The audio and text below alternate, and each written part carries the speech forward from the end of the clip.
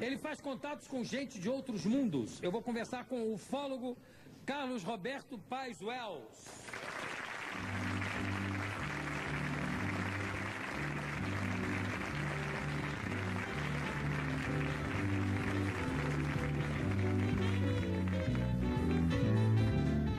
Carlos Roberto, eu fiquei sabendo que você, inclusive, visita vários planetas. Já tive experiências em que essa oportunidade aconteceu.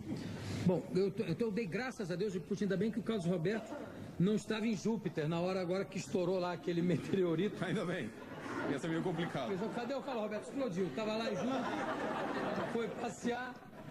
Como é que são feitas essas viagens? Você começou a ser ufólogo depois que teve algum contato com seres de outros planetas ou foi ao contrário? Não. As experiências de viagem aconteceram posteriormente às experiências de contato que aconteceram no Peru. Sou peruano, nascido em Lima. Você é peruano? Sou peruano, já há 18 anos aqui no Brasil. E em 74, meu pai, inclusive, a coisa de família, meu pai investiga... Seu pai é da terra mesmo? Meu pai é da terra, graças a Deus. Senão aí fica meio complicado, tem que explicar algumas coisas, lógico. Agora, meu pai já em 55 fundou uma entidade de investigação do fenômeno aqui na América Latina. É um pioneiro praticamente no campo. No Peru tem muito, aparece muito, né? Bastante. Inclusive a famosa Shirley MacLaine, né, que inclusive escreveu vários livros, tem toda uma atividade hoje exatamente espiritualizada. Ela se iniciou basicamente nesse assunto através de uma experiência que ela teve no Peru há alguns anos atrás. Então, a minha terra, na verdade, é um local de muitas atividades ufológicas, de contatos. Machu Picchu... Machu Picchu é uma região muito bonita, bacana, inclusive, hoje, ponto, inclusive, de muita gente que espiritualizada procura lá algum tipo de revelação. Machu Picchu. Isso por causa das civilizações incas? As civilizações incas, na sua mitologia, tem muitas lendas, mitos que falam a respeito de visitas de entidades. Deuses, criaturas que em algum determinado momento chegaram para ajudar, vinda do sol, dos céus, com roupa ou com, digamos... Trajes diferentes. Mas conta então como é que foi o seu primeiro contato? Como nós nos criamos num ambiente onde falaram disco voadores, era normal, a gente tinha muita amizade com gente de outros países que também pesquisava. Com gente de outros países, ainda nesse planeta Terra.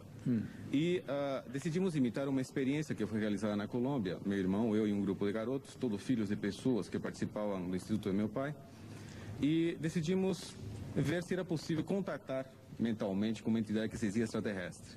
Se era possível isso. Fizemos uma experiência, uma suposta entidade se manifestou dizendo ser extraterrestre, a gente não acreditou muito e pedimos que desse uma prova. Aí marcou uma data, numa distância de uns 60 quilômetros da cidade de Lima, no meio do deserto, vamos para ver, fomos. E na hora indicada, na hora realmente apontada por essa entidade, um objeto apareceu e se aproximou de nós a uma distância de quase uns 80 metros. Que tipo de objeto era? Era um objeto discoidal, mais ou menos de uns 30 metros de diâmetro. Eram dois pratos colados pela boca, a parte central segmentada, e tinha umas escotilhas, uma meia dúzia de escotilhas, que pareciam obviamente janelas. Vimos umas sombras, inclusive. Isso foi visto à luz do dia ou era... Não, era de noite, era umas 21 horas mais ou menos. O objeto ficou lá parado, nós estávamos apavorados, era um grupo de moleques, eu tinha na época 18 anos, e falei, bom, vamos nos levar embora, o que vai acontecer aqui? Veio uma mensagem através de um dos garotos, meus companheiros, e dizendo que não iam pousar, não iam se manifestar, porque nós não estávamos preparados para isso, mas tinham vindo para demonstrar que o contato era real. Isso com os meninos, já deram dessa satisfação para os meninos que estavam brincando lá? Para nós. Eles têm muito pouco o que fazer, né, nos outros mundos, porque eu nunca vi. Eles aparecem assim para dar susto em velhinha lá em Botucatu. Um outro parece para os meninos marcaram com a gente lá. Vamos lá.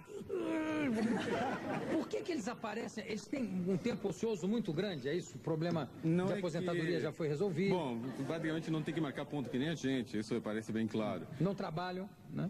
Talvez o tipo de trabalho deles não seja que nem o nosso, né? Bem diferente nesse sentido. Agora, tudo indica, pelo que eles tenham informado, de que há todo um grupo de entidades que estão voltadas a esse tipo de pesquisa com relação ao planeta Terra. Você está na full time aqui. Me explica uma coisa, Carlos Roberto. Você disse o primeiro contato através de uma entidade que disse que era de outro planeta. Perfeito. Mas como de outra entidade? Vocês estavam fazendo uma espécie de sessão espírita? Mais ou menos. Fizemos um trabalho, digamos, de contato telepático, que se dizia psicográfico, através de uma escritura automática, tentar receber a influência de uma entidade, obviamente alienígena, diferente da gente. Então, não havia certeza de que o contrato fosse real. Mas a pessoa, o rapaz que estava com que idade tinha? Você tinha 18, o outro Tinha tinha 18, 17. 17. Isso. Teve alguma alteração na voz na hora que ele Não, falou? não. Nada? Ele Foi falou... psicográfico, você já foi escrever, não houve verbalização.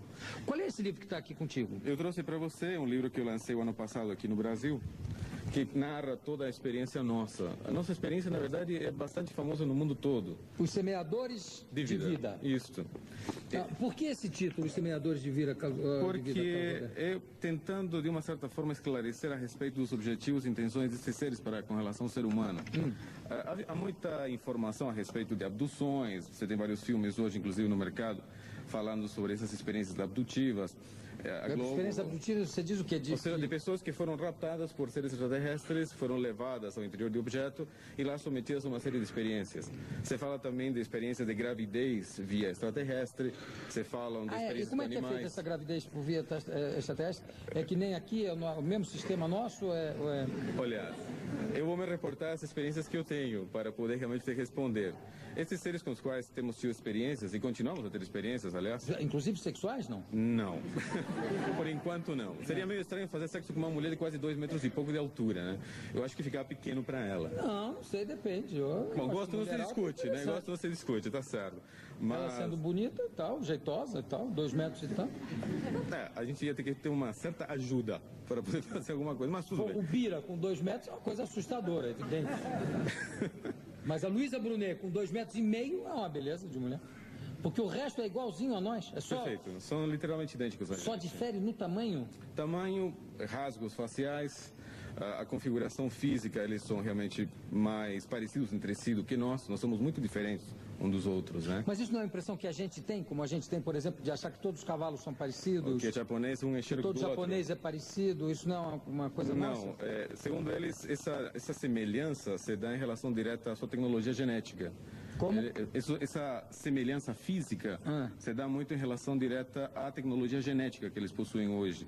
Ou seja, que eles conseguem trabalhar o embrião. O embrião geneticamente. Isso. Mas fala dos teus contatos, que eu perguntei depois te interrompi. Sem problema. Porque eu falei, não, como é que é o contato físico e tal, a gravidez, etc. Eu falei, não, deixa eu falar dos meus contatos. Então fala dos teus contatos. Quando houve essa primeira experiência, lógico, um grupo de garotos voltou para Lima contar para meu pai, que era pesquisador, né? Ninguém acreditou na gente. E nós ficamos frustrados, porque meu pai, um pesquisador, não os filhos dele, não acreditar na gente, era frustrante, né? Aí pedimos para que essas entidades dessem uma nova prova, da qual meu pai e outras pessoas pudessem participar. Adultos que pudessem avalizar realmente a experiência. Eles aceitaram, marcaram uma nova experiência, levamos meu pai e mais 40 adultos, todos pais, inclusive, das pessoas, dos garotos do grupo. E apareceram novamente. Apareceram, dessa vez não tão perto, apareceram 6 objetos. Na hora indicada, fazendo 6 objetos. E foi assim que começou a experiência, né? Porque ficou dentro de nossa família, dentro do Instituto do meu pai. Nós não contamos a ninguém no começo dessa experiência, até que no final do ano 74 houve um contato no qual apareceu um objeto, o tripulante saiu, conversou conosco e nos comunicou que nós deveríamos narrar, comentar à imprensa o que estava acontecendo com a gente. Em que língua eles falam? Falaram mentalmente, eles não verbalizam, embora tenham idioma entre eles, eles se contatam mentalmente com a gente. É uma experiência muito estranha, muito difícil de poder traduzir. A gente ouve eles falando no teu ouvido, mas ele não gesticula, não movimenta a boca. Nós falamos para ele que estava louco, que ninguém ia acreditar na gente, sair por aí falando, olha, tenho contato com um disco voador, estou falando com um extraterrestre. Lógico que todo mundo ia levar na gozação. Mas falaram que não nos preocupássemos, que na hora necessária eles nos dariam qualquer apoio. E não deram? Deram, e muitas vezes, aliás. Por que eles não aparecem na televisão, por exemplo? Olha, marca lá no Jô Soares 11h30, que eu vou lá. Olha... Não é isso que eles não querem mostrar que realmente estão aí, que existem e tal? Por que eles não vêm aqui, por exemplo? Justamente depois dessa... Quando retornamos a Lima, meu pai estava em uma reunião com jornalistas em casa e comentou, meus filhos acabaram de ter um contato com seres do planeta. Os jornalistas abriram o olho desse tamanho e falaram, como isso é possível, né? Aí vimos que era a oportunidade de falar e comentamos. Aqui no Brasil, um jornalista chamado JJ Benítez, autor de um best-seller mundial chamado Operação Cavalo de Troia. Ele já escreveu vários livros. Exatamente. Naquela época, era um pequeno jornalista, sem expressão, de um jornal espanhol chamado Gaceta del Norte de Bilbao. Quando esses jornalistas pegaram a notícia, publicaram e lançaram ao mundo todo. A Gazeta del Norte de Bilbao mandou JJ Benítez ao Peru, que naquela época era apenas um jornalista, para acompanhar nossa experiência. E, obviamente, ver se era fraude, se era brincadeira ou o que tinha de real. JJ Benítez ficou conosco várias semanas, chegou para mim e falou: olha, Carlos, tudo que você fala é muito bonito, muito simpático, muito bacana, mas eu não tenho nenhuma prova que isso seja real. E se eu posso colaborar na minha condição de jornalista dentro desse trabalho, gostaria então de participar de uma experiência de contato junto com vocês. Falei: olha, não depende de mim, falei para ele, depende deles aceitarem, tudo bem, vou consultá-los. Consultei essas entidades e eles toparam. E JJ Benítez foi convidado, com mais outras pessoas, a participar de uma experiência, na qual, na hora indicada, prévia aceita, uma semana de antecedência, 2 objetos apareceram em cima da cabeça dele, a 500 metros de altura. Um deles, inclusive, se aproximou mais, projetou um feixe de luz à frente dele, deu um pulo para trás e, a partir daquele dia, a vida dele foi completamente outra. Se tornou que ele hoje uma das maiores autoridades na Europa no campo da investigação do fenômeno OVNI. Benítez voltou para a Espanha, escreveu um livro chamado OVNI SOS la Humanidad, narrando toda a experiência que teve conosco no Peru. Retornou em 75 com outro jornalista chamado Fernando Mujica.